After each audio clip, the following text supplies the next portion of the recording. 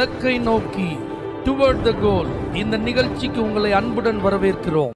Praise the Lord. ஆண்டவராகிய இயேசுவின் இனிய நாமத்தில் உங்கள் எல்லாருக்கும் அன்பின் வாழ்த்துக்கள். விசேஷமாக உங்கள் எல்லாருக்கும் குடியரசு தின வாழ்த்துக்களை தெரிவித்துக் கொள்கிறேன். உபாகமம் 28 அதிகாரம் 14 வசனம். இன்று நான் உனக்கு விதிக்கிற உன் தேவனாகிய கர்த்தரின் கட்டளைகளை கைக்கொள்ளவும் அவைகளின்படி நடக்கவும் அவைகளுக்கு செவி கொடுத்து வந்தால் கர்த்தர் உன்னை வாளாக்காமல் தலையாக்குவார், நீ கீழாகாமல் மேலாவாய். ஒரு நபர்கிட்ட பேசுன மாதிரி இருந்தாலும் கர்த்தர் ஒரு தேசத்தோட தான் பேசுறார். இஸ்ரவேல் என்கிற ஒரு தேசத்தோட பேசுறார்.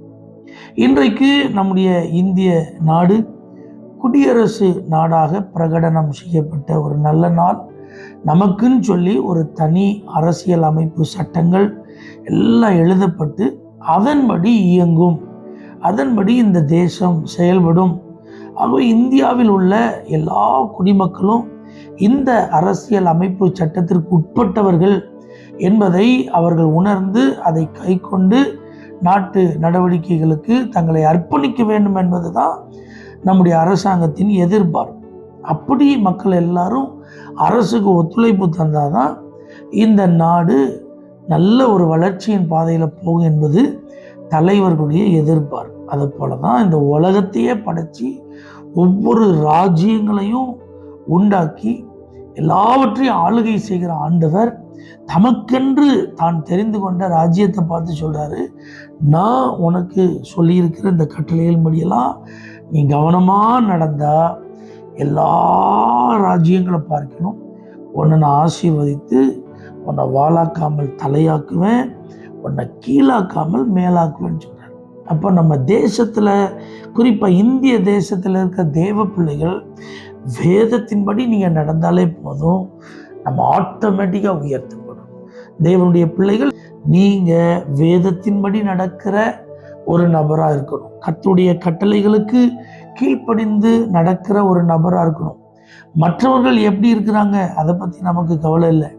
ஆனால் இயேசுவ பிள்ளைங்க நாம் எப்படி இருக்கோம்? குறிப்பாக அரசு துறைகளில் பணியாற்றுகிற கர்த்தருடைய பிள்ளைகள் தங்களுடைய கடமைகளை நீங்கள் உணர்ந்து நீங்கள் செய்வீர்களானால் லஞ்சம், ஊழல், முறைகேடுகள், நியாயமில்லாத செயல்கள் இதெல்லாம் நீங்கள் தலையிடாமல் அதற்கெல்லாம் விலகி உண்மையாக நீங்கள் வேலை செஞ்சீங்கன்னா உங்களை அந்த துறைகளிலே கர்த்தர் உயர்த்துவார்.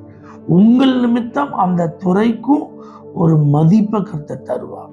இது அரசாங்க துறைகளிலே பணியாற்றுகிறவர்களுக்கு தான் அப்படின்னு நீங்கள் நினைக்கக்கூடாது. தேவனுடைய பிள்ளைகள் நீங்கள் யாராக இருந்தாலும், என்ன வேலை செஞ்சாலும், உங்கள் டிபார்ட்மெண்ட் எதுவாக இருந்தாலும், நீங்கள் ஒரு தனி மனிதனா அல்லது ஒரு அதிகாரியா நீங்கள் தேவனுடைய வார்த்தைக்கு கீழ்ப்படிந்து நடப்பதில் கவனமாக இருந்தால் அது உங்களுக்கும் உயர்வு, நீங்கள் இருக்கிற அந்த கம்பெனிக்கும் உயர்வு, நாம் வாழ்கிற நாட்டிற்கும் அது பெருமை. ஆகவே இந்த குடியரசு தினத்தில் நம்ம எல்லாரும் ஒரு நல்ல தீர்மானம் எடுப்போம். கர்த்தருடைய கட்டளைகளுக்கு நான் செவி கொடுப்பேன், அதன்படி நான் நடப்பேன். உயர்வை நீங்கள் எதிர்பார்த்துட்டு இருக்கீங்களா?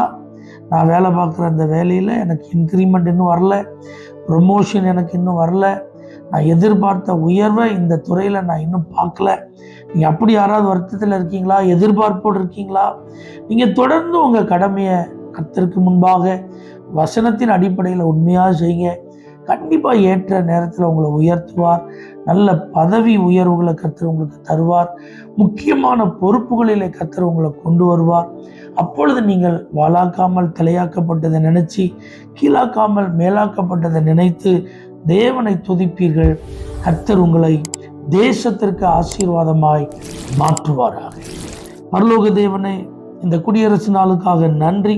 நாங்கள் எல்லாரும் எங்களுடைய ஜனநாயக கடமைகளை கரெக்டாக நிறைவேற்ற எங்களுக்கு உதவி செய்யும். அரசாங்கத்திற்கு நாங்கள் செய்ய வேண்டிய மரியாதையை, நாங்கள் நிறைவேற்ற வேண்டிய கடமையை ஒழுங்கும் கிரமமுமாய் நிறைவேற்ற எங்களுக்கு கிருபைத்தார். இயேசுவின் நாமத்தில் ஜெபிக்கிறோம் எங்கள் ஜீவனுள்ள நல்ல பிதாவே, ஆமென். Happy Republic Day. God bless you. For prayer contact, Pastor J. Kumar, El Shaddai Ministries, 9500252586, Surandai.